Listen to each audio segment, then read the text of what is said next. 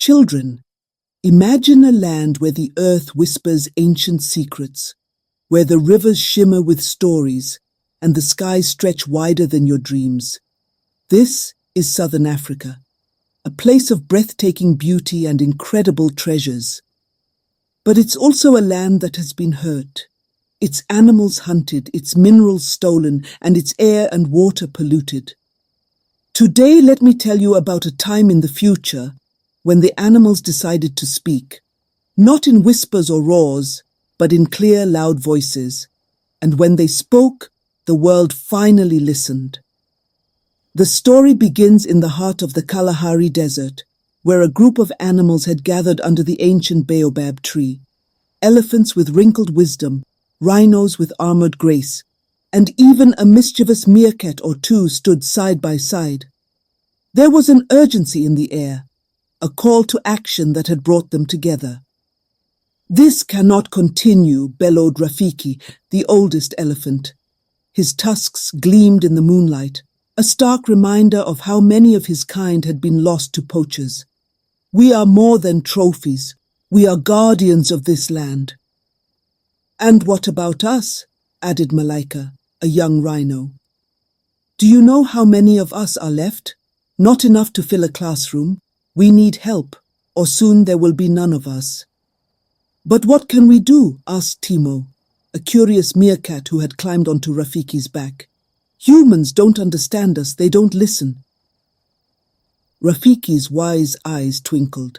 "That is about to change, because now we can talk. You see, children, this was no ordinary gathering. The animals had been equipped with AI vocalizers, tiny devices that allowed them to speak human languages. These weren't just gadgets. They were the creation of an incredible scientist named Dr. Lindiwe, a South African innovator who believed the animals had a message that humans needed to hear. Dr. Lindiwe's invention wasn't just about technology. It was about harmony. She had spent years studying the animals, understanding their role in the ecosystem, and creating devices that translated their thoughts into words. Her dream was simple yet revolutionary, to let the animals advocate for themselves. And advocate they did. "Humans think they own the land," said Malaika, pacing under the baobab tree. "But without us, the land will die. The soil will dry up, the rivers will shrink, and the air will choke. They need to know this." "We need to show them," added Rafiki. "Words are not enough." The next day, something extraordinary happened. Animals from across southern Africa began a march, a parade that started in the Kalahari and moved through the Savannah, the wetlands, and even into the bustling cities. But this wasn't just a parade of animals. It was a spectacle of technology and nature working as one. Imagine elephants marching with solar panels strapped to their backs, charging devices as they moved. Rhinos carried water purifiers that cleaned polluted streams along the way. Giraffes wore sky cameras that broadcasted their journey to the entire world. Even the tiny meerkats had roles, scurrying ahead to map safe paths using GPS trackers. But the most magical part? Every step they took, they spoke. Their AI vocalizers translated their thoughts into speeches, poems, and even songs.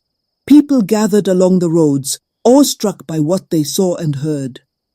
"You have taken our tusks," Rafiki said, his voice booming through the crowd. "But what will you do when there are no trees left to shade your children?"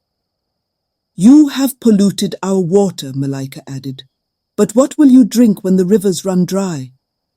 The people listened, their hearts heavy with guilt, but also filled with wonder. Children tugged at their parents' sleeves. "Can we help them?" they asked. "Can we fix this?" The animals didn't just point out the problems, they offered solutions. At each stop, they shared ideas inspired by the land and their unique roles in the ecosystem.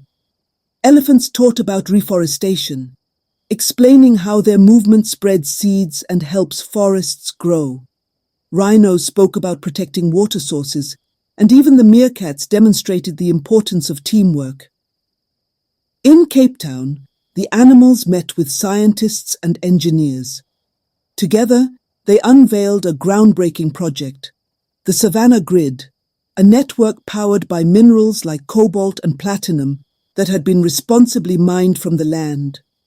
This grid wasn't just for energy, it was for education, connecting rural schools to the internet and teaching children about sustainability. Our minerals are not just for profit, Rafiki said.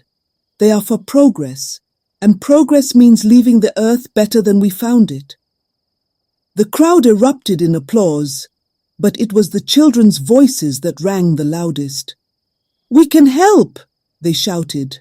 "We'll plant trees, clean rivers, and protect the animals." One evening, as the parade camped by the Zambezi River, Dr. Lindiwe gathered the animals and the children for a lesson.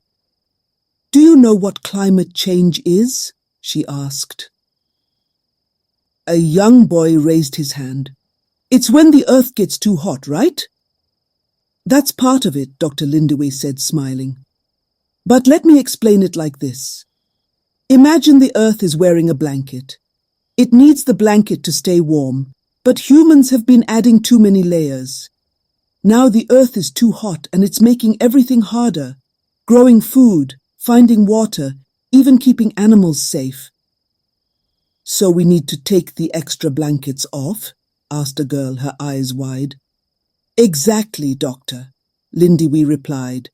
"And we can do that by planting trees, using clean energy, and protecting the land.